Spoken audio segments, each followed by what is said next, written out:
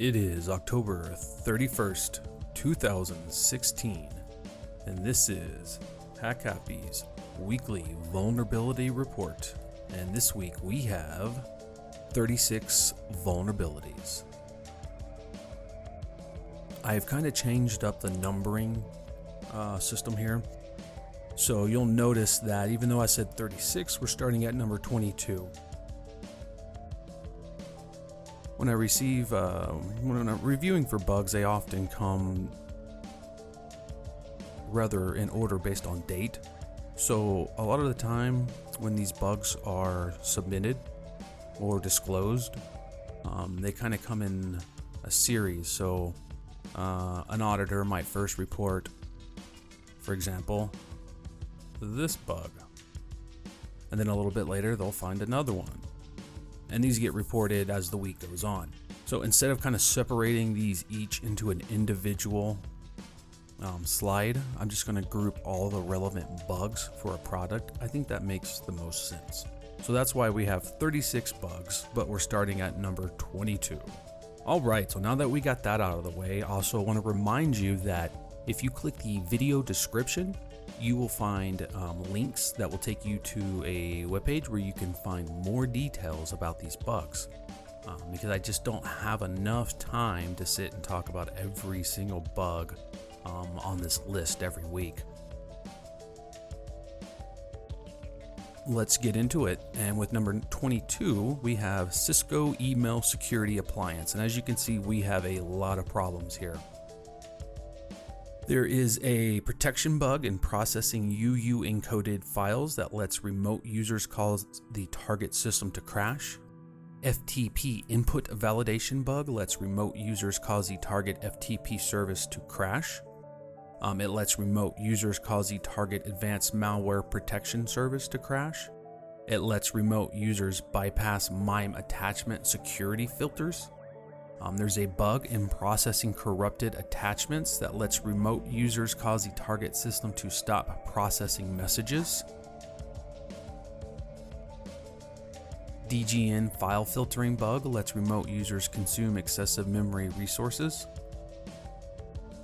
It lets remote users bypass email message and content filters. Security policy flaw lets remote users bypass drop filters on the target system. And it lets remote users bypass certain quarantine restrictions on the target system. Number 21, Cisco Web Security Appliances. It will let remote users bypass email message and content, will let remote users bypass MIME attachment security filters, and jar processing bug lets remote users cause the target advanced malware protection service to restart. Number 20, Cisco Identity Services Engine has an input validation flaw that lets remote authenticated users inject SQL commands. Number 19, Cisco Prime Collaboration Provisioning has an input validation flaw that lets remote users conduct cross-site scripting attacks. Number 18, Apache Tomcat. Realm authentication timing lets remote users determine valid usernames on the target system. Resource link factory flaw lets applications access global resources. Configuration access control flaw lets remote users bypass security manager restrictions on the target system. Utility method lets remote users bypass security manager restrictions on the target system. And system property replacement feature lets applications obtain potentially sensitive information on the target system. Number 17. OpenSSL alert processing. There's a flaw that lets remote users consume excessive CPU resources on the target system. Number 16, Apple macOS has multiple bugs that lets remote users obtain potentially sensitive information, modify files, and execute arbitrary code, and let local users deny service and obtain elevated privileges. Apple Safari has bugs in processing web content. It will let remote users obtain potentially sensitive information and execute arbitrary code. Number 14, Apple iOS access control flaws lets applications obtain potentially sensitive information on the target system.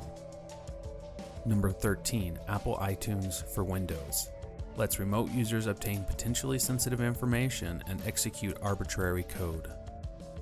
Number 12. I have no idea what 12 is.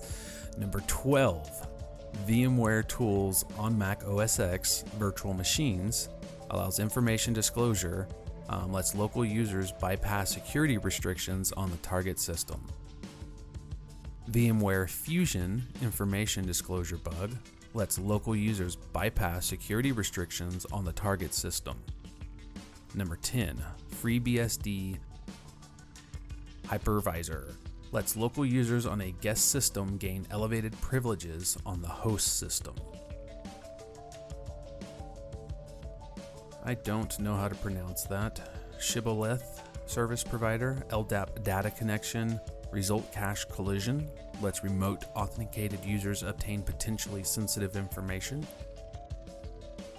Number 8, JOOMLA access control flaw lets remote users register on the target system when registration is disabled. On DEBIAN log file permission lets local users gain elevated privileges. Number 6, Adobe Flash Player use after free memory error lets remote users execute arbitrary code.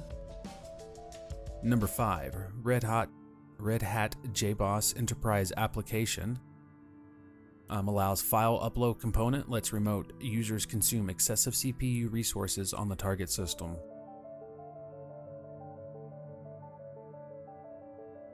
JOOMLA input validation flaw lets remote users gain elevated privileges.